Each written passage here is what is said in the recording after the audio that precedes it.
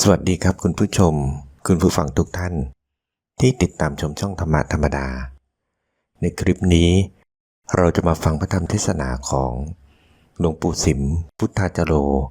วัดถ้ำผาปล่องจังหวัดเชียงใหม่ด้วยกันครับโดยจะเสนอพระธรรมเทศนาเรื่องไม่ทำตามอำนาจกิเลสและปฏิบัติภาวนาเพื่ออะไรเรามาฟังหลวงปู่สิมท่านเทศสอนด้วยกันครับ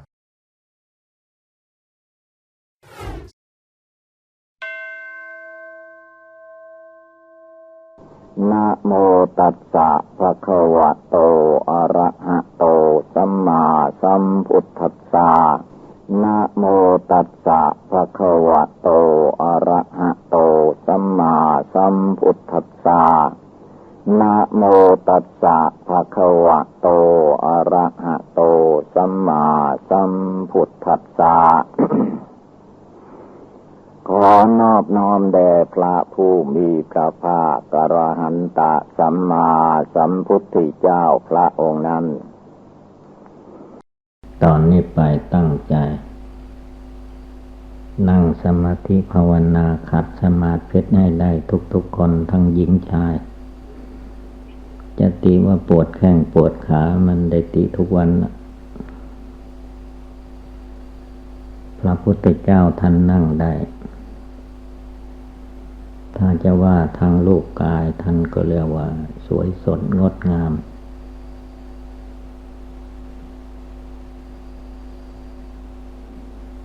ร่างกายพระพุทธเจ้านั้นเป็นลูกเท้าพญามหากษัตริย์ไม่ได้ทำไร่ไถนาเมื่อท่านเสด็จออกบรรพชาท่านยังนั่งสมาธิได้นั่งคัดสมาธิได้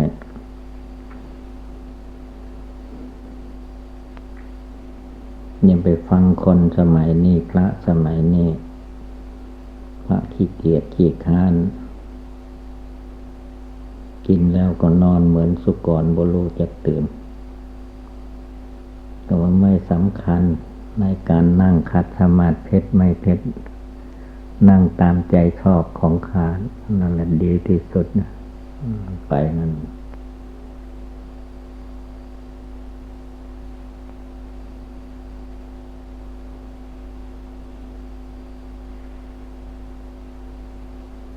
ถ้าพวกอยู่กรุงเทพเขาก็ว่าต้องนั่งในห้องแอร์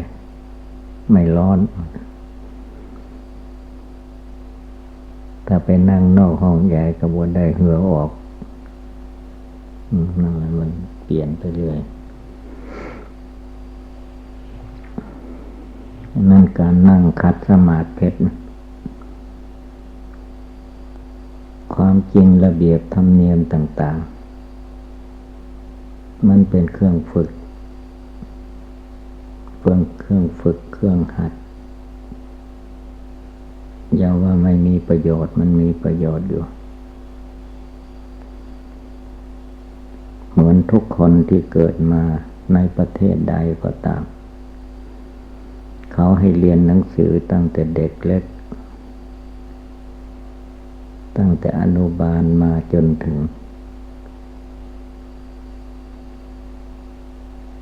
เรียนประถมมัธยมทำไมหนังสือมีอยู่จะให้มันเรียนเองได้หรือมันก็ไม่ได้หนังสือนั้นต้องมีครูบังคับอีกทีไม่ใช่บังคับหนังสือบังคับคนบังคับเด็กบังคับพวกเราที่เรียนหนังสือนะ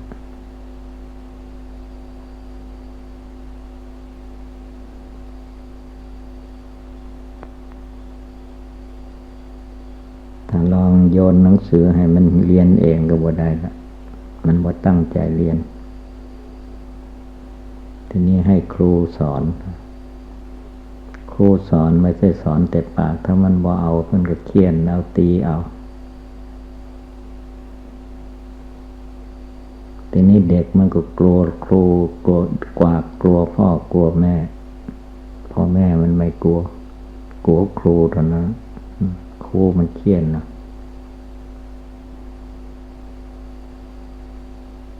จึงเรียนหนังสือได้พอเขียนออกได้เขียนได้อ่านออกทีนี้เด็กเกเรบางคนมันก็ไม่เอาทานสมัยก่อนว่ามันเขียนกระดาษอย่างนี้เขาเอากระดานดำทำกระดานมาให้เขียนในกระดานเวลาไปโรงเรียนมันก็ขว้างกระดานไปก่อน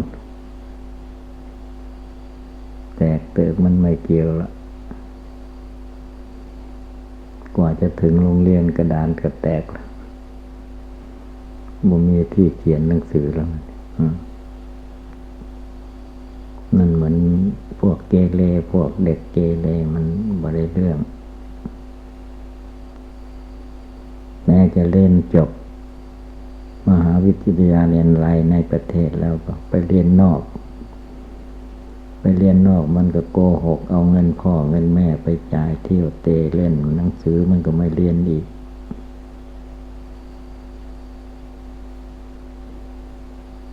บางคนก็กลับมาว่าจบแล้วจบบ่ฮู้ก็ขี้เกียจทำงานอีก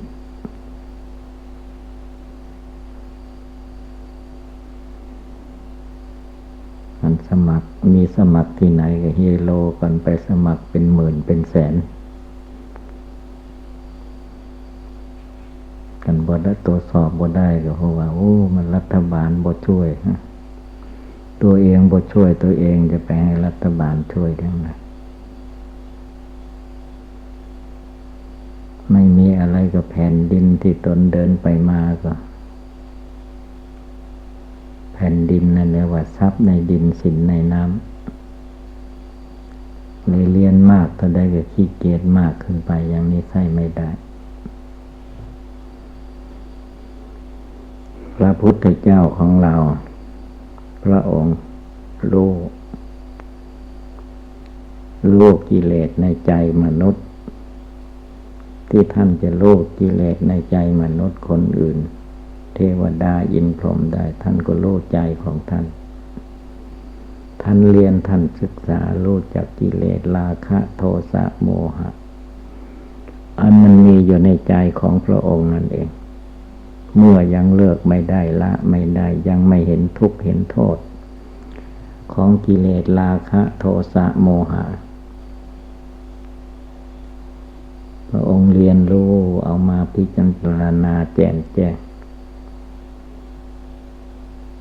แล้วก็เอามาสอนสาวกในสมัยนั้นกิเลสราคะมันเกิดขึ้นได้อย่างไรพระองค์เพ่งในจิตในใจตามเข้าไปดูร่างกายมันได้มาจากไหนมันได้มาจากกามราคะกิเลสมนุษย์ผู้เป็นพ่อเป็นแม่สืบเชื่อสายกันมาไม่รู้ว่ากี่ภพกี่ชาติเกิดมาชาติใดก็มาหลงอยู่ในกามารมณ์กามกิเลสไม่มีปัญญาที่จะตามรู้เห็นว่ามันเป็นมารร้ายใหญ่ที่สุดน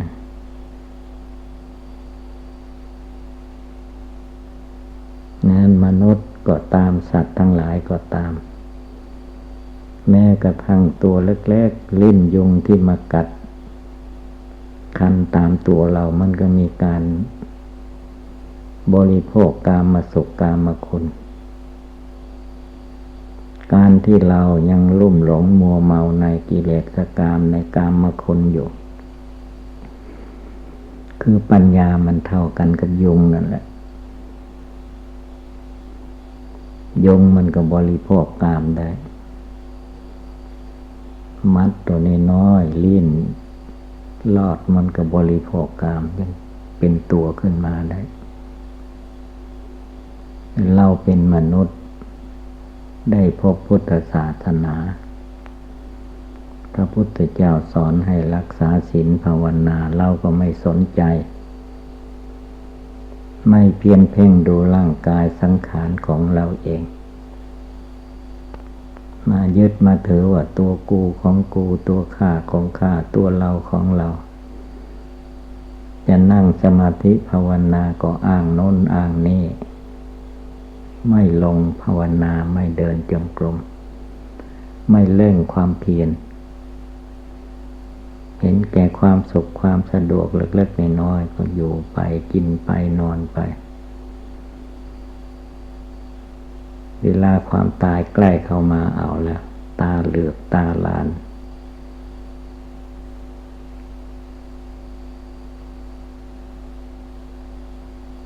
กินมากปลาทูปูเค็มขนมต้มไก่กินเข้าไปจะเกิดท้องเสียท้องถ่ายก็ไปตีว่าแม่ครัวทำบ่สุกบ้างทำให้เกิดพิษบ้างบ่เห็นว่าตัวไปกินมันไม่ใช่มันมากินเราไปกินมันเกิดเจ็บท้องเจ็บไส้ขึ้นมาได้เข้าโรงพยาบาลนั่นเห็นไหม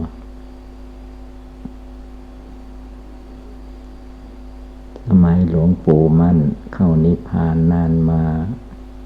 หลายสิบปีแล้วเนนสมัยพระเนนสมัยนั้นไม่รู้ว่าไปกินยังไงกินกระดูกไก่เข้าไปเอาแล้วทีนี้เดือดร้อนเข้าโรงพยาบาลสกลมันก็ยังอ่อนความรู้ต้องไปนนครพนมให้ในหมอแก้ไขกระดูกไก่มันเข้าไปขวางคอ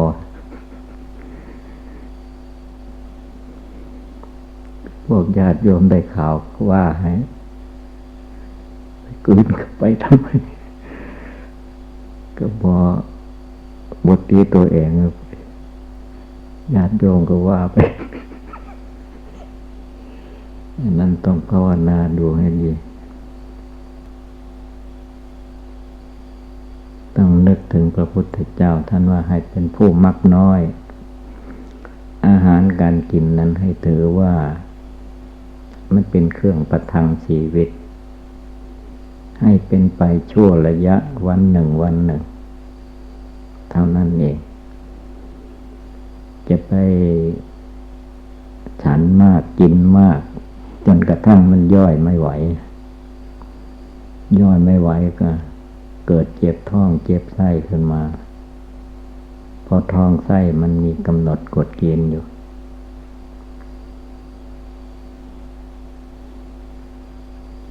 ก็ดูแต่ถุงหลวงพี่นะเอาหยังยัดเข้าไปจนเต็มถุงก็ขาดง่ายละกระเพาะพุงคนนี่มันก็เหมือนถุงหลวงพี่พายไปพายมาเอาหยังใส่เข้าไปมากเกินไปก็ขาดพระพุทธเจ้าท่านสอนว่าให้มักง่ายนะให้มักน้อยนะภาวนาอย่ามักง่ายอย่ามัวไปถามเอาแต่บ่อนจะได้มรรคผลนิพพานง่ายๆพระองค์ใดที่ท่านสำเร็จข้าพเจ้าก็อยากได้อย่างนั้นคือจะเอาแต่ที่สำเร็จไอ้ที่นั่งภาวนาทำเหตุการณ์ที่จะเป็นไปเพื่อความรู้ความเข้าใจมันบ่เอาบ่ตั้งใจ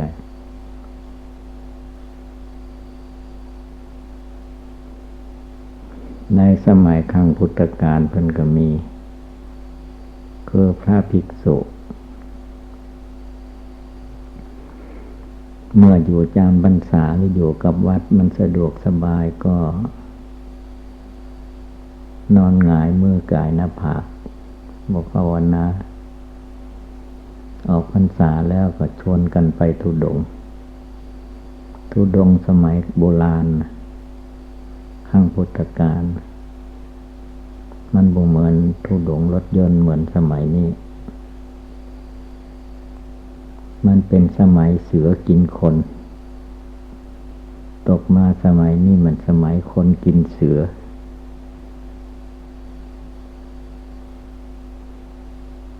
ชวนกันไปธุดงค์เข้าในป่าในดงสมัยโน้นพอตกเที่ยงคืนมาเสือโคร่งก็ตะคบองค์หนึ่งแล้วเสือโคร่งตัวเท่าม้าเนี่ยตะคบก็ร้องโวยร้องวายเพื่อน3-4 องค์มาเพื่อนเราเป็นอะไรก็ไม่รู้มาก็ร้องให้ช่วยจุดไฟมาเห็นเสือโคร่งเราก็เลยไปใกล้กับบ่ได้บัดหลวงพี่3-4 องค์ก็บ่กล้าสละชีวิตไปช่วยองค์นั้นได้ก็มีแต่ร้องบอกว่าท่านเอ้ยบ่ต้องร้องหาใครแล้ว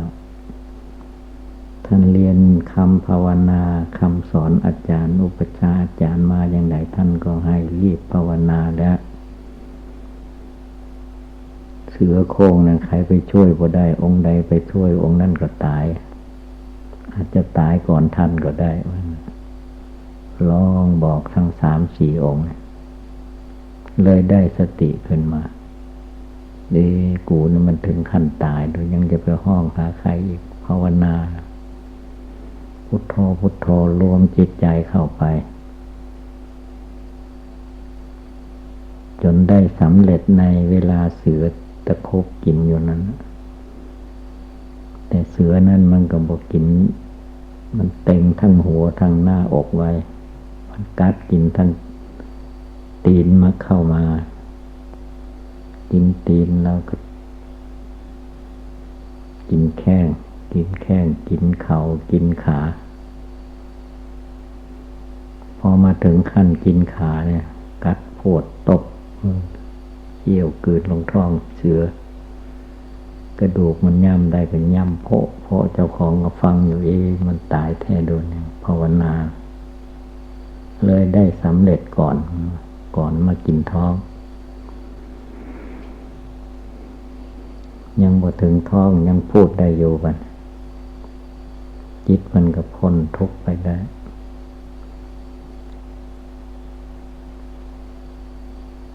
นี่ได้สำเร็จในปากเสือขับขันอยู่บ้างในเราทุกคนที่บวชในศาสนานะเราจะเอาแบบสำเร็จในปากเสือหรือจะเอาสำเร็จภาวนาให้มันสำเร็จไปคิดอ่านให้ดี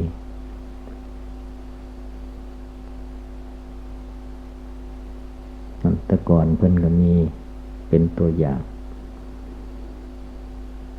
สมัยนี้ก็อย่าว่าบ่มีพระเนนขี้เกียจขี้คร้านนอนตื่นหลังไก่ป่ามีเยอะสมัยนี้ยิ่งจนญาติโยมพวกญาติโยมอยู่ในกรุงเทพพวกหนึ่งมันก็ชอบทำบุญทำทานกับพระที่อยู่ในกรุงเทพ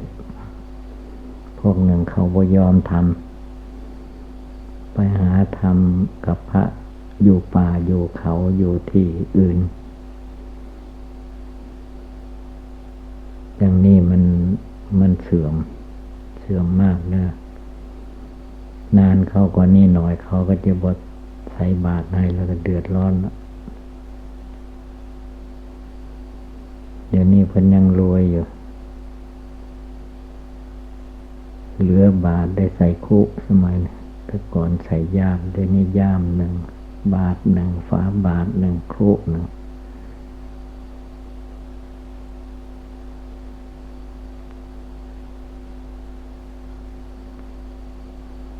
ถ้าพระสงฆ์สามเณรผ้าขาวนางชีเราประพฤติบุดีก็จะถึงซึ่งความเสื่อมเมื่อมันเสื่อมไปแล้วมาได้ฟื้นคืนได้ยากดังนั้นให้ตั้งอกตั้งใจปฏิบัติบูชาภาวนาอย่าได้ท้อถอย ให้เพียรพยายามหัดตัวเองให้กินน้อยฉันน้อยลงไป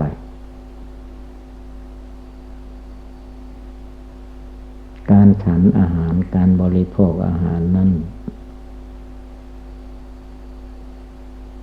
ถ้าอดลงไปมันก็หิวบ้างเป็นธรรมดาแต่มันได้ประโยชน์ทางจิตใจ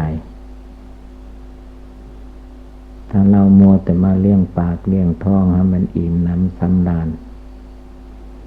ร่างกายอ้วนพีขึ้นมานะกิเลสราคะตัณหามันก็แรงสติปัญญาจะละจะตัดมันก็ยังไม่เกิดขึ้นมีแต่คอยจะเอาง่ายๆบ่ทรมานตัวเองก็เลย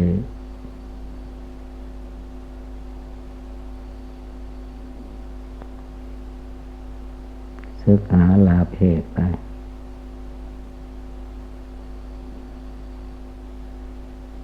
ยังมีพระองค์หนึ่งชื่อเย้ยฟ้าเคยมาจำพรรษาขึ้นไปปิดธงลงมาแต่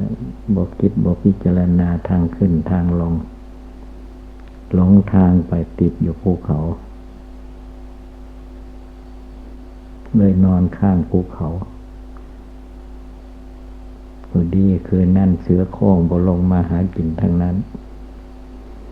ถ้าเสือโคร่งมาลงมาหากินแล้วก็เย้ยฟ้าบ่ได้มันจะเย้ยเข้าไปในท้องเสือ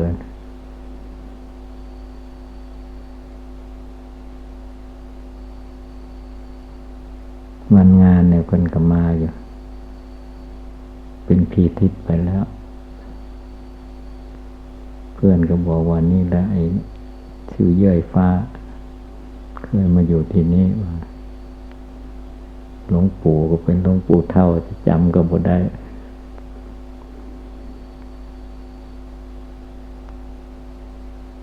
นั่นแหละเพราะอำนาจกิเลสเห็นแก่กินแก่นอนกิเลสราคะโทสะโมหะมันครอบงำมันอยู่บ่ได้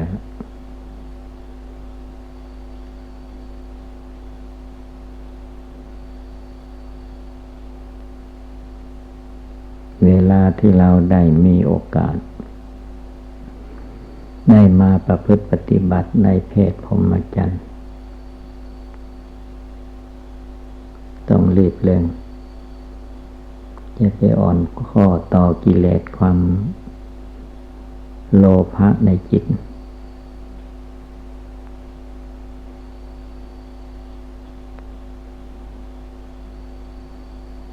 อย่างใดมันจะมักน้อยยินดีสันโดษ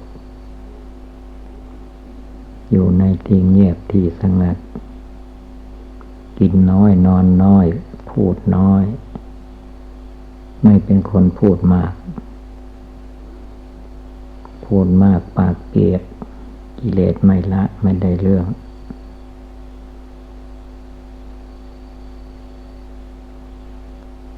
ท่านเพิ่นเทศในฟังก็ว่าเพิ่นด่าตัวอันนี้คือว่าเราบ่ค่อยสนใจในภาวนาผู้สนใจในภาวนาต้องตั้งใจกินน้อยนอนน้อยพูดน้อยเดินจงกรมให้มากนั่งสมาธิภาวนาให้ได้นานๆเจริญพุทธมนต์สวดมนต์ให้ได้มันมากๆหัดอยู่คนเดียวให้ได้ไม่ต้องไปหาคุยกับองค์โน้นองค์นี้เฮฮาบ่ได้เรื่องต้องฝึกตัวเองให้ได้หัดตัวเองให้สมณะนักบวชเพิ่นไม่ให้คุกคีในหมู่ในคณะไม่ให้คุกคีนั่นทำอย่างไรอยู่ที่ไหนก็ทำทางจงกรมที่จะเดินจงกรมของตน หมดกิจบิณฑบาตฉันบิณฑบาตแล้วเข้าทางจงกรมทางจงกรมก็ให้ทำเป็นที่นั่งได้ในหัวทางจงกรมเดินภาวนาพุทโธจนเหนื่อยแล้วก็นั่งหัวทางจงกรมนั่งภาวนาถ้ามันชักจะง่วงขึ้นมาลุกขึ้นเดินถ้ามันง่วงจัดเข้ามาแล้วนั่งมันก็หลับลงมนุษย์คอพับหลับไป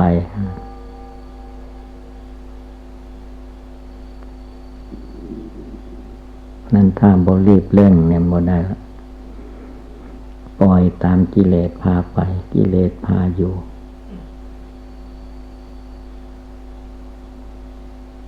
มีหลวงตามาจากโน้นอำเภอปะทายจังหวัดนครราชสีมา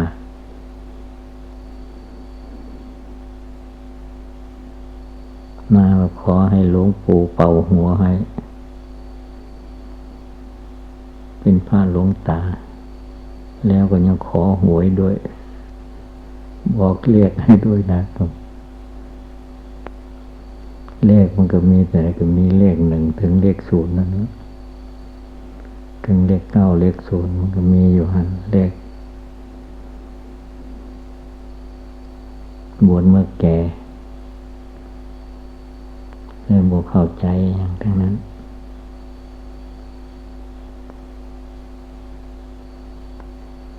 ต้องให้บวชแต่หนุ่มก็เพราะว่า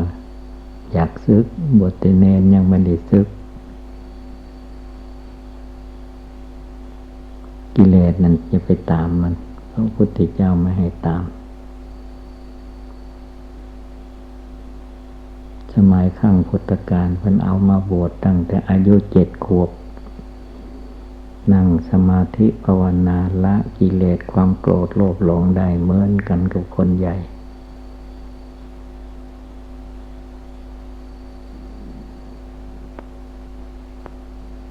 มนุษย์อายุ7 ขวบภาวนาได้สำเร็จมรรคผลพวกเรานี่เรียกว่าเป็นพระเป็นเณรใหญ่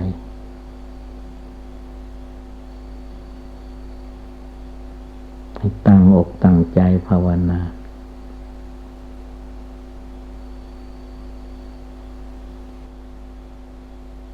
ต้องประกอบกระทำจึงจะเกิดความรู้ความฉลาดขึ้นมาได้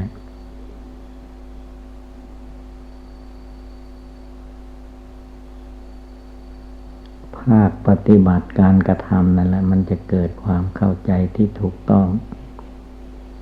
เพราะว่าเราจะไปคิดเอาเองว่าจะต้องทำอย่างนั้นจะต้องทำอย่างนี้ละอย่างนั้นอย่างนี้มันไม่มันล้วนแล้วแต่กลมารยาของพยามารกิเลสมารกิเลสมารสังขารมารมัจจุมารเมื่อภาวนาไปหน่อยมันก็เอาเรื่องความตายมาอย่าไปภาวนามากนั่งมากแล้วก็ตายง่ายนะมันก็ว่าไปอย่าไปเชื่อมันทำให้มากเจริญให้มากภาวนาทุกลมหายใจเข้าออกท่านว่าอย่างนั้นคือว่าให้เหมือนลมหายใจเข้าออกเข้าแล้วก็ออกไปออกไปแล้วก็เข้ามาภาวนาพุทโธให้ได้เหมือนกับลมหายใจเข้าออกพระพุทธเจ้าท่านก็กำหนดลมหายใจเข้าออกนี่แหละเป็นเบื้องต้นท่านกำหนดจนมองเห็นได้ว่าความตายนี้มันไม่ใช่ว่าแต่เหตุการณ์ภายนอกลมหายใจแล้วมันใกล้ตายที่สุดถ้าสูดลมหายใจเข้าไปเกิดในข้างในในปอดในตับมันขัดข้องขึ้นมาก็ตายได้ลมออกไปถ้าสูดเข้าไปไม่ได้ก็ตายได้เหมือนกันท่านมองเห็นมรณะภัยในความตายทุกลมหายใจเข้าออกจนจิตใจสงบสลดสังเวชในความหลงความไม่รู้ของตัวเอง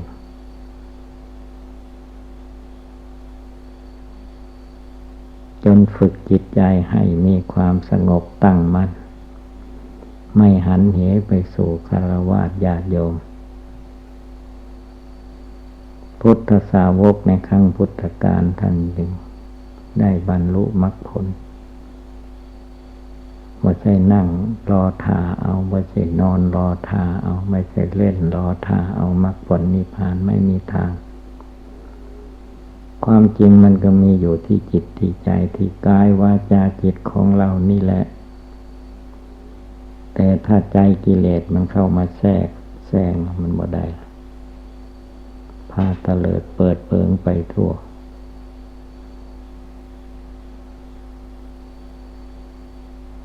อย่าไปเข้าใจผิดคิดหลงไปรวมกำลังใจให้เข้ามาพระพุทธองค์ท่านจึงตรัสถามพระอานนท์พุทธอุปถากว่าดูก่อนอานนท์วันหนึ่งอานนท์ได้นึกถึงความตายวันละกี่ครั้งพระองค์ก็ตรัสตอบว่าดูก่อนอานนท์วันละหลายพันครั้งนั้นยังประมาทอยู่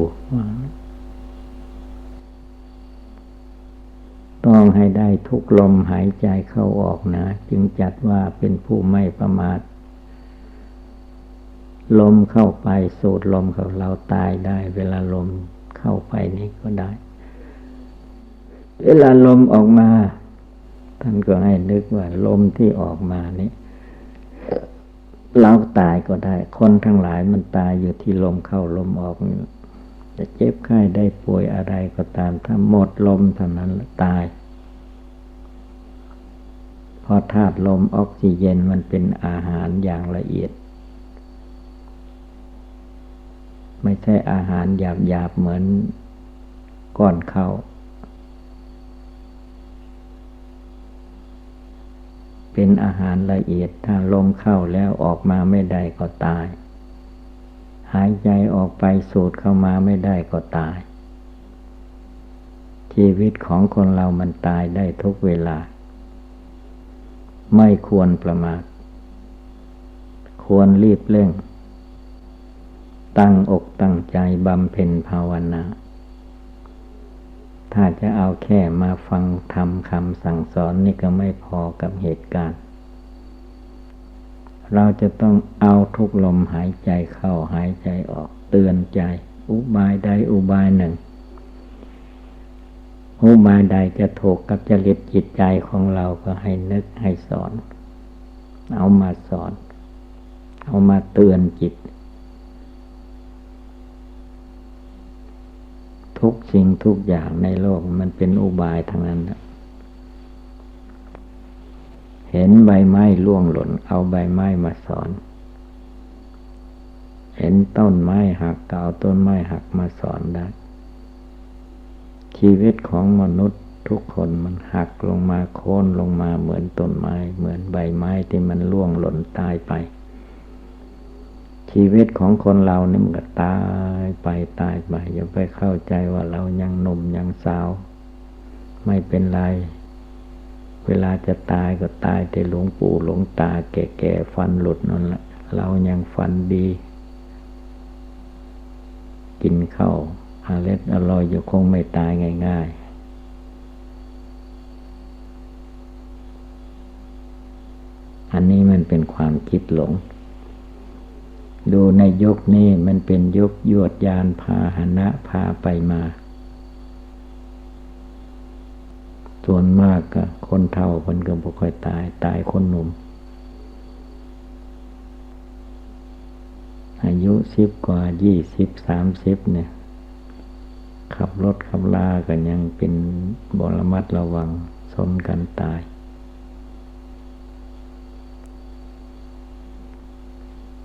เมื่อวันที่28เข้าไปเทศน์ในวิทยาลัยครูในกลางทางระยะอำเภอแม่ริมไปเชียงใหม่ทางก็ดีๆไม่รู้มันเอาไปชนกันยังไง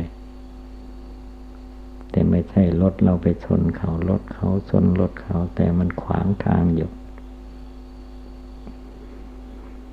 นั่นแหละคนหนุ่มละตายเร็วที่สุดสมัยนี้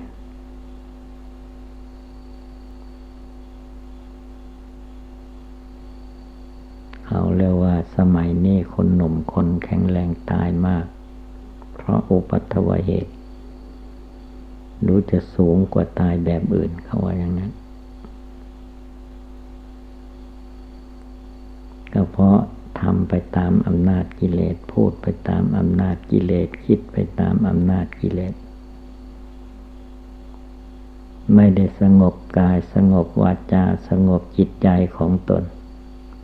ปล่อยให้อำนาจพายต่ำมาทับถมใจจนกระทั่งหลงเคลิบเคลิ้มพุ่งซ่านรำคาญไปเวลาความตายมันเข้ามามันไม่ในนั่นมันเอาประเดี๋ยวเดียวแล้วฉะนั้นถ้าเราไม่รีบเร่งไม่ภาวนาไม่บำเพ็ญทานไม่รักษาศีลไม่สวดมนต์ไม่ฟังเทศน์เมื่อไม่ฟังเทศน์ฟังธรรมไม่สวดมนต์ก็ไม่เห็นสมณะสวดมนต์ภาวนาจะได้เห็นสมณะผู้สงบระงับผู้สงบระงับทางจิตใจไม่ใช่ว่าไม่ให้พูดไม่ให้ทำยืนเดินนั่งนอนพูดจาปราศัยตามธรรมดาแต่ให้มีสติเตือนจิตเตือนใจของตัวเองไม่ให้ถลายถลำไปตามอำนาจกิเลสจะต้องลุกยืนหยัดขึ้นมาสู้กับกิเลสในใจของตัวเองให้ได้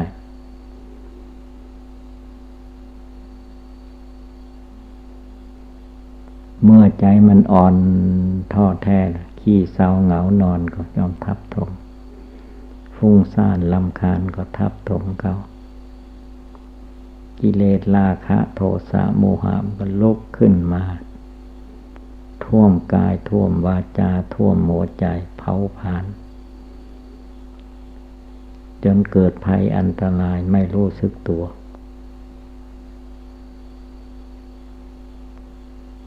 ฉะนั้นต้องตั้งใจเอาจริงเอาจังให้มันได้พุทโธมีอยู่ทุกเวลามรณะกรรมฐานนึกได้ทุกเวลาเวลาเจ็บไข้ได้ป่วยมันได้อะไรไปเวลาคนเขาที่ตายไปก่อนพวกเราเขาได้อะไรไปเมื่อถึงตัวเราก็เหมือนกัน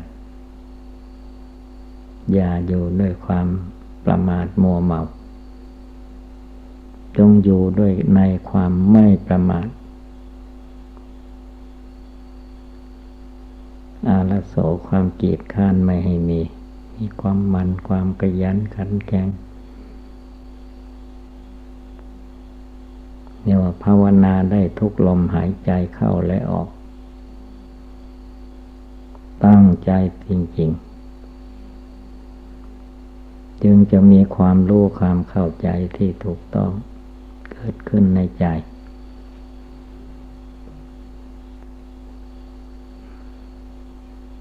จะไปคิดว่าตาบอดเราจึงจะแก้หูหนวกเราจึงจะแก้ไปตกนรกเราจึงจะแก้ไม่ได้มันแก้ไม่ได้หรอกแก้ในเวลาอยู่ดีสบายนะแก้เดี๋ยวนี้ได้อนาคตมันก็อันเก่าถ้าแก้ใจของตัวเองไม่ได้มันก็หลงไหลไปอยู่ใต้อำนาจกิเลสราคะโทสะโมหะ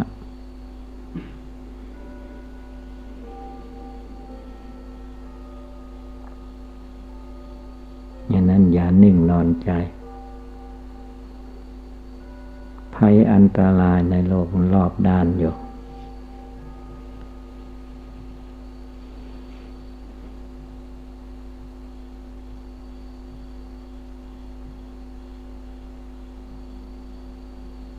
นี่เป็นอุบายเตือนเราทั้งหลาย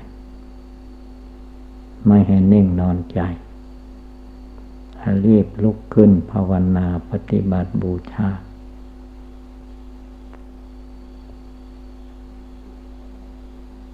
สติความระลึกได้สมาธิจิตตั้งมั่นปัญญาความรอบรู้ในกองสังขาร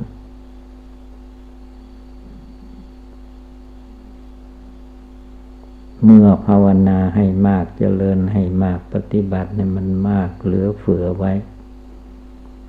จึงจะเกิดญาณอันวิเศษลุกขึ้นมาละกิเลสราคะโทสะโมหะให้หมดไปสิ้นไปได้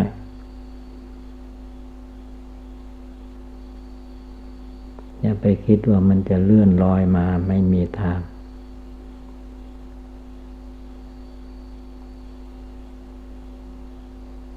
ดังแสดงมาก็สมควรด้วยกาลเวลาเอวังก็มีด้วยประกาศนี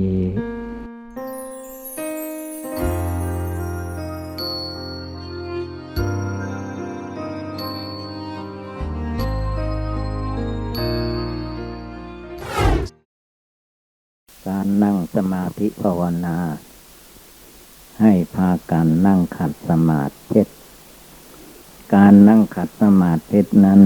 เป็นเวลาพระพุทธเจ้านั่งที่ต้นไม้โพในวันวิสาขบูชาพระองค์นั่งขัดสมาธิภาวนาอานาปานลมหายใจเข้าออกจึงได้ตรัสรู้เป็นพระพุทธเจ้าการนั่งขัดสมาธินั้นให้เอาขาซ้ายขึ้นมาทับขาขวาก่อนแล้วก็เอาขาขวาขึ้นมาทับขาซ้ายเอามือข้างขวาวางทับมือข้างซ้ายที่ตักของตัวเองเมื่อนั่งเรียบร้อยแล้วก็หลับตาแล้วก็นึกภาวนาว่าบทต้นเรียกว่าพุทโธธัมโมสังโฆนึกในใจพุทโธธัมโมสังโฆพุทโธธัมโมสังโฆ3 หนแล้วก็เอาพุทโธคำเดียวไม่ต้องออกปากนึกในใจและให้นึกพร้อมกับลมหายใจเข้าและออกให้เป็นที่สังเกตว่าจิตของคนเราจิตของเรานี่คือดวงจิตผู้รู้มารู้ว่าลมหายใจเข้าลมหายใจออกรู้ว่าเรานึกพุทโธพุทโธในใจหรือเรานั่งฟังเทศน์ฟังธรรมเมื่อเสียงดังขึ้นเสียงนี้ก็จะลอยไปในอากาศไปเข้าที่โสตที่หูของเราจิตผู้รู้ภาวนาพุทโธอยู่นั่นแหละมีความรู้สึกอยู่ในจิตในใจให้รวมจิตใจลงไปสู่ดวงใจของเราที่นึกพุทโธพร้อมกับลมเข้าลมออกส่วนจิตนั้นก็ให้ระวังไม่ให้ปล่อยออกไปภายนอกให้รวมเข้ามาภายในสิ่งใดที่เป็นอดีตล่วงแล้วก็มันแล้วไปแล้วไม่ต้องเอามาคิดนึกปล่อยวางเสียส่วนใดที่เป็นอนาคตการข้างหน้าพรุ่งนี้ปรืนนี้หรือจะทำอะไรต่อไปก็ยกไว้ก่อนไม่ต้องไปคิดถึงให้ตั้งใจลงไปในเวลาปัจจุบันคำว่าปัจจุบันคือเดี๋ยวนี้เวลานี้เดี๋ยวนี้เวลานี้เราฟังธรรมเรานั่งสมาธิจิตเราก็ไม่ให้ไปที่อื่นเอาดวงจิตดวงใจผู้รู้ผู้ฟังธรรมได้ยินเสียงอยู่นี่แหละมานึกน้อมอยู่ในคุณพระพุทธเจ้าคำว่าพุทโธพุทโธแปลว่าพระพุทธเจ้าภาษาบาลีว่าพุทธพุทโธภ าษาไทยเราเรียกว่าพระพุทธเจ้านึกก็ให้รวมใจลงอยู่ในใจของเรามันจะมีอารมณ์ในใจอย่างไรก็ปล่อยวางออกไปอารมณ์แห่งความดีใจอารมณ์แห่งความเสียใจขับแค้นแน่นใจไม่ให้มีร่างกายก็ให้อยู่ในท่านั่งปลอดโปร่งสบายกาย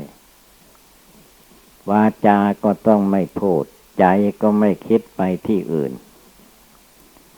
เมื่อนึกน้อมในใจได้ยินเสียงพุทธพุทธพุทโธที่ไหนก็รวมจิตรวมใจอยู่ที่นั้นจิตใจคนเรานั้นไม่ต้องไปหาเป็นก้อนเป็นหน่วยเป็นสีสันวรรณะแสงสว่างอย่างโน้นอย่างนี้ไม่มีจิตใจคนเราจริงๆเป็นธาตุนามธรรมคำว่านามธรรมไม่มีชื่อไม่มีตัวไม่มีเหมือนร่างกายมีดวงจิตผู้รู้นั้นเหมือนกับลมเหมือนกับอากาศแต่มันมีความรู้อยู่มีความรู้สึกนึกคิดอะไรได้ในดวงจิตดวงเดียวนั่นแหละมันมีเวทนาสุขทุกข์ที่เกิดขึ้นในร่างกายจิตนั้นมันรับรู้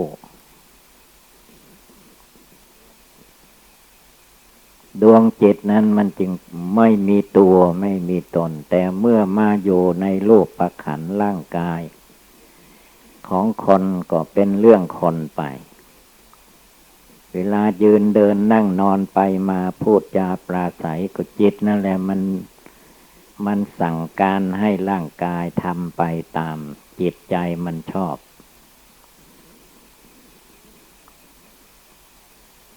แต่จะไปจับเอาให้เป็นตัวเป็นตนเป็นก้อนเป็นหน่วยไม่ได้จึงมีวิธีการบริกรรมภาวนาอุบายใดอุบายหนึ่งเป็นต้นว่าพุทโธพุทโธก็ให้นึกน้อมทุกขณะจนถี่ยิบไม่ให้จิตใจมันคิดไปที่อื่นรวมจิตลงไปอยู่ที่ลมเข้าลมออกถ้าเราสังเกตให้ดีตั้งจิตให้ลงถึงที่ก็จะเห็นในจิตนั่นแหละว่าได้ยินเสียงว่านึกพุทโธมีความรู้สึกอยู่ในใจตลอดเวลาใจนั้นจึงเป็นดวงจิตดวงวิญญาณอันไม่ไปที่ไหนที่เราว่าจิตไปโน่นไปนี่น่ะมันเป็นเพียงสัญญาอารมณ์ความหมายเอาเท่านั้นความจริงตั้งแต่มาปฏิสนธิวิญญาณมาเกิดมานอนอยู่ในท้องแม่คนละ10 เดือนไม่ได้ไปไหนจิตดวงที่รู้นี่แหละมันมาปฏิสนธิวิญญาณมายึดเอาถือเอารูปขันธ์ร่างกายตัวตนคนเราเป็นหญิงก็ยึดเอาร่างกายหญิงเป็นชายก็ยึดเอาร่างกายชายเกิดมาแล้วก็ยึดมั่นถือมั่นว่าตัวเราของเราตัวโกของโกแม่พ่อแม่ญาติทั้งหลายตั้งชื่อว่ากอว่าขอจดจำเอาว่าชื่อนั้นเป็นชื่อของเราถ้าใครมาดุด่าว่าร้ายให้กับชื่อก็โกรธนั่นแหละจิตมันหลงยึดหลงถือเอาเวลาภาวนาท่านไม่ให้ไปยึดหน้าถือตายึดตัวยึดตนถ้าไปยึดโยจิตมันรวมไม่ได้สงบลงไปไม่ได้วุ่นวายเวลาภาวนานึกน้อมอะไรก็เอาให้มันแน่วอยู่ในจิตใจนั่นแหละจิตใจจริงๆเนี่ยมันมีอยู่เวทนาสัญญาสังขารวิญญาณรวมแล้วก็จิตใจดวงผู้รู้อยู่นี่แหละนั่งก็รู้ว่าเรานั่งยืนก็รู้ว่าเรายืนเดินก็รู้ว่าเราเดินดีใจ ก็รู้ว่าเราดีใจเสียอกเสียใจร้องไห้น้ำตาไหลก็รู้สึกว่าเราร้องไห้น้ำตาไหลผู้ที่รู้จักนั่นแหละท่านเรียกว่าจิตใจจงรวมจิตใจดวงนี้ให้มาสงบตั้งมั่นอยู่ในใจของตัวเองทุกลมหายใจเข้าออกเอาจนจิตใจนี้สงบระงับเยือกเย็นสบายได้ทุกคืนก่อนที่เราจะหลับจะนอนรวมจิตรวมใจอันนี้ได้ตั้งมั่นได้ดีเท่าไรจิตอันนี้ละมันจะมีสติมากขึ้นมีสมาธิคือจิตมันตั้งมั่นขึ้นจิตอันผู้รู้นี่แหละมันจะมีปัญญามีความเฉลียวฉลาดสามารถอาจหารขึ้นมาไม่มีตัวแต่มันก็มีดวงจิตนั่นแหละถ้าฝึกฝนอบรมตัวเองสั่งสอนตัวเองอยู่ตลอดเวลาจิตมันก็สงบระงับเย็นสบายเคยโกรธก็ไม่โกรธเคยโลภอยากได้โน่นได้นี่เกินประมาณก็ไม่โลภและไม่หลงไปตามรูปเสียงกลิ่นรสโผฏฐัพพะธรรมารมณ์ในโลกด้วยเมื่อจิตดวงนี้ไม่ลุ่มหลงมัวเมาไปที่อื่นจิตมันก็สว่างไสวอยู่ในกายในวาจาในจิตในใจตัวเองตาดูหูฟังอะไรก็มีสติทางนั้นเมื่อมีสติความระลึกได้ไม่หลงไหล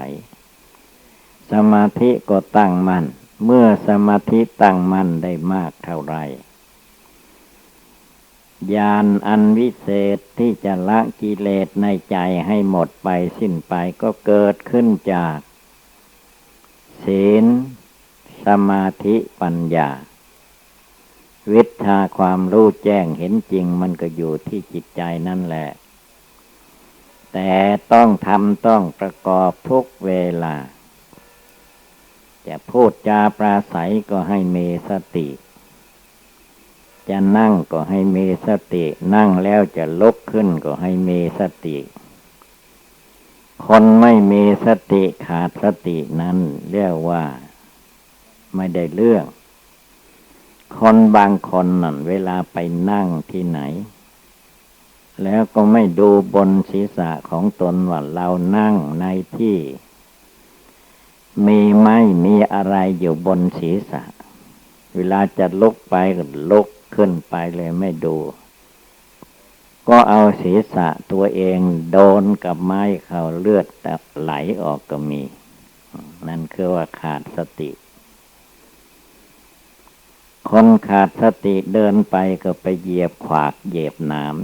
เหยียบฐานไฟเขาทิ้งไว้ก็มีนั่นคือว่าขาดสติเรามีตาตั้งสองข้างก็ให้ดูให้ดี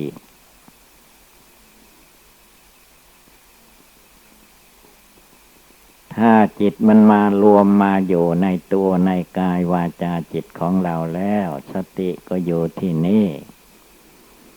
หลักศีลห้าศีลแปดศีล10 227ก็อยู่ที่นี่แหละศีลสมาธิปัญญาวิชาวิมุตติจนถึงความหลุดพ้นในทางพุทธศาสนาก็อยู่ที่กายวาจาจิตของคนเราทุกคนตลอดจนไปถึงขั้นสูงที่สุดที่เรียกว่าไปถึงนิพพานนิพพานก็อยู่ในใจคนเราทุกคนแต่ถ้าเราไม่ปฏิบัติไม่ภาวนาไม่ละความลุ่มหลงมัวเมาในจิตใจให้หมดสิ้นแม้พระนิพพานมีอยู่ก็ไม่เห็นถ้าเลิกละอะไรต่อมิอะไรออกไปหมดแล้วเหลือแต่ดวงจิตผ่องใสสะอาดก็จะเห็นแจ้งซึ่งนิพพานสวรรค์อยู่ในอกนรกอยู่ในใจหม้อไฟแดงอยู่ที่ปากหม้อทุกข์ยากมันอยู่ที่ ที่ตีนที่มือว่าอย่างนั้นก็คือมันอยู่ในตัวคนเราอยู่ในใจเราทุกคนเราไม่ได้รวมจิตใจมาดูเวลาภาวนาท่านจึงให้รวมจิตรวมใจมาดูร่างกายภายนอกมีอะไรมีมือมีแขนมีเท้ามีศีรษะแขนสองขาสองศีรษะหนึ่งมีหนังหุ้มอยู่เป็นที่สุดรอบภายในหนังหุ้มมีดวงจิตโยภายในเมื่อดวงจิตมีโยภายในทุกคนแล้วก็ไม่ต้องไปหาที่อื่นนั่งอยู่ที่ไหนก็คือจิตมันนั่งอยู่นั่นแหละได้แก่ดวงจิตผู้รู้อยู่รู้ไปไม่เอาละทิ้งรู้อยู่รู้กลับเข้ามากลับเข้ามาอยู่ที่ลมเข้าลมออกอยู่ที่ตัวของตัวเองไม่ต้องไปหาดูคนอื่นคนอื่นจะเป็นใครก็ตามก็เหมือนตัวเรานี่แหละมีตาสองหูสองจมูกสองปล่องปากหนึ่งลิ้นหนึ่ง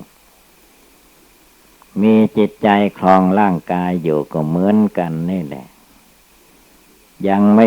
ตายก็ดิ้นรนวุ่นวายไปตามอำนาจกิเลสความโกรธความโลภความหลงถ้าถึงเวลาตายสมมุติว่าเราไปตายในป่าในที่ไม่มีคนอื่นเห็น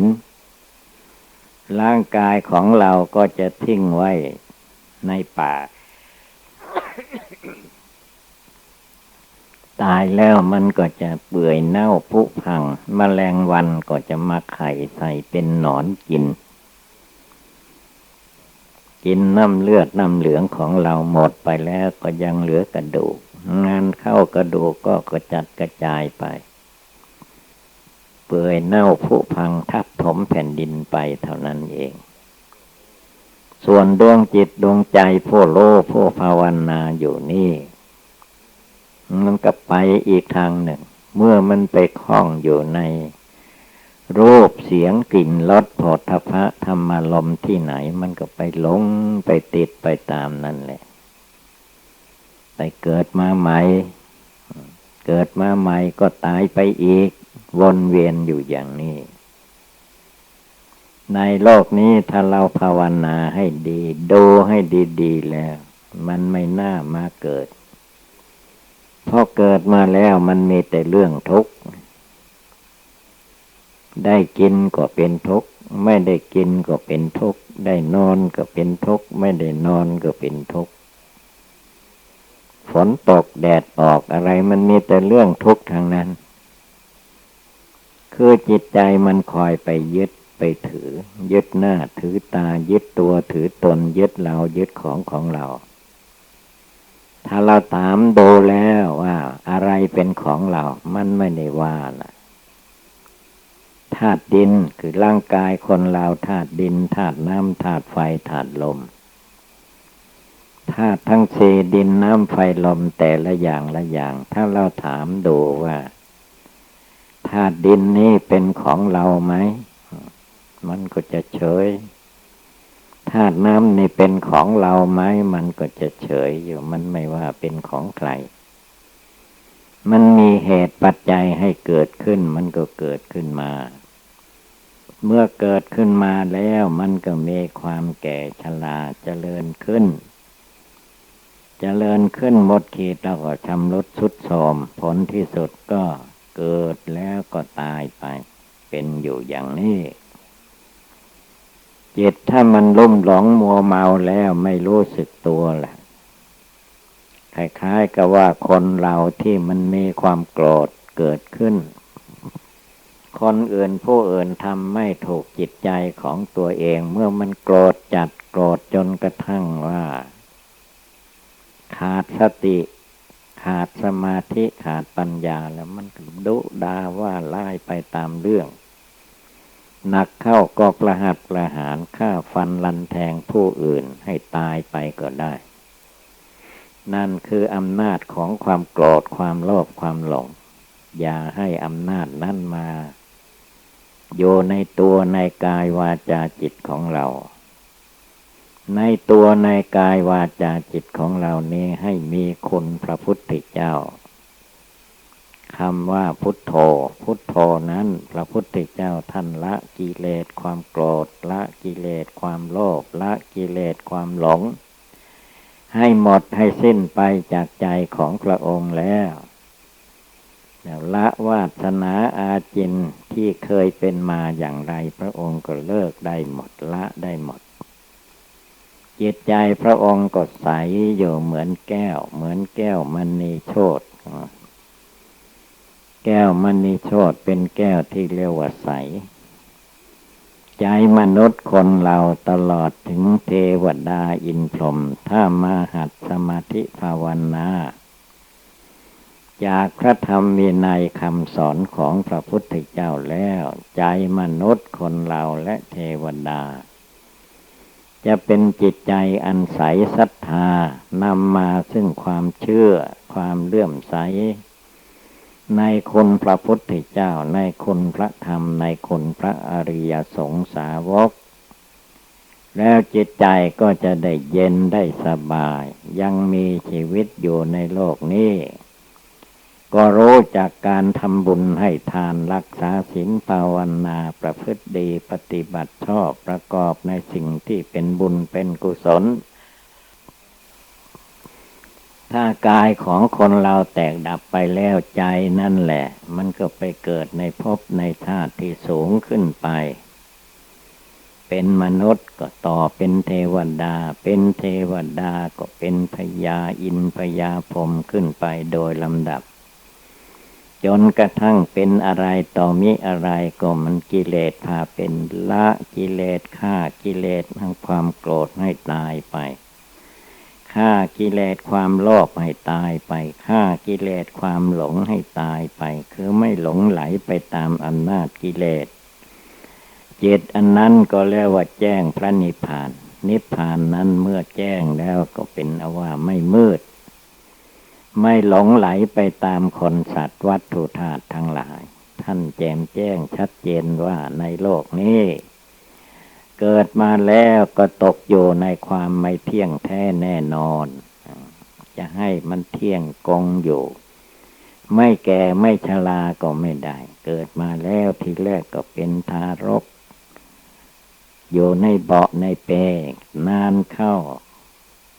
พ่อแม่เลี้ยงดูรักษาก็เจริญวัยใหญ่โตขึ้นมาเมื่อยายหมดขีดแล้วก็ชำรุดทรุดโทรมแก่ชรามีฟันหลุดออกมาผมขาวร่างกายทุพพลภาพผลที่สุดก็ไปโซความแตกดับธรรมดาวนเวียนอยู่ในโลกอันนี้นับไม่ถ้วนถ้าไม่ภาวนาละกิเลสในใจของตนจริงๆแล้วก็จะมาเกิดมาตายยุ่งยากอยู่อย่างนี้แหละมีอะไรก็ทุกข์เพราะสิ่งที่มีไม่มีอะไรก็ทุกข์เพราะไม่มีทุกข์เพราะจิตไม่รู้จิตไม่ภาวนาจิตไม่ละกิเลสความโกรธให้หมดไปจิตไม่ละกิเลสความโลภะให้หมดไปจิตไม่ละกิเลสความหลงให้หมดไปสิ้นไปจิตใจอันนี้เมื่อมันแตกดับตายไปมันก็มาตั้งใหม่ขึ้นมาปรุงแต่งขึ้นมาก็มาเป็นคนเป็นสัตว์อีกต่อไปไม่จบไม่สิ้นคือว่าทำตามอำนาจกิเลสตัณหามานะทิฏฐิอยู่ตลอดกาลเลยกิเลสเหล่านี้มันพาให้เกิดมาแล้วก็แก่ชราแก่ชราแล้วก็ตายไปมันก็ตายไปแต่ธาตุดินน้ำไฟลมจิตมันไม่ตายมันก็กลับมาเกิดอีกมาลุ่มหลงมัวเมาอยู่อย่างเก่านี่แหละฉะนั้นผู้ปฏิบัติทั้งหลายจงพากันฝึกฝนตัวเองให้อยู่ในกรรมฐาน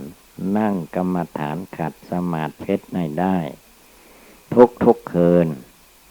ทำไมท่านจึงให้ฝึกทุกคืนเพื่อให้เกิดสติเกิดสมาธิเกิดปัญญาเวลามันเจ็บไข้ได้ป่วยก็จะได้รู้เท่าทัน จะไม่ต้องไปร้องไห้น้ำตาไหลธรรมดาร่างกายมันเกิดได้มันก็แตกได้ตายได้ เมื่อมันเกิดได้มันก็แก่ชราได้ เมื่อมันเกิดได้มันก็ต้องมีทุกข์อย่างนี้แหละนี่แหละเราท่านทั้งหลายเมื่อพากันได้ยินได้ฟังแล้วโดยย่นย่อนี่แหละให้ตั้งอกตั้งใจปฏิบัติประกอบกับธรรมให้ได้ทุกคืนไม่ให้ทอดทุละก็จะมีความสุขความเจริญมีความมุ่งมา่ปรารถนาสิ่งใดอยู่ในใจก็จะสำเร็จลุล่วงไปดังความมุ่งมา่ปรารถนาดังแสดงมาก็สมควรด้วยกาลเวลาเอวังก็มีด้วยประกาศนี้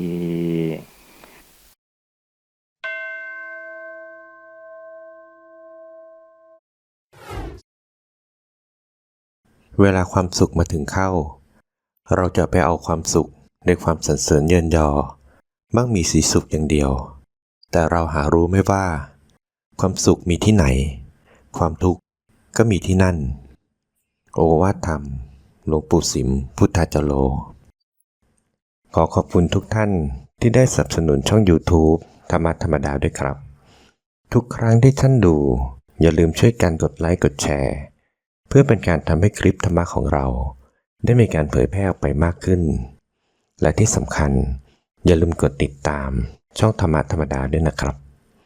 ขออนุโมทนาบุญกับทุกท่านที่ร่วมรับฟังด้วยกันครับสาธุ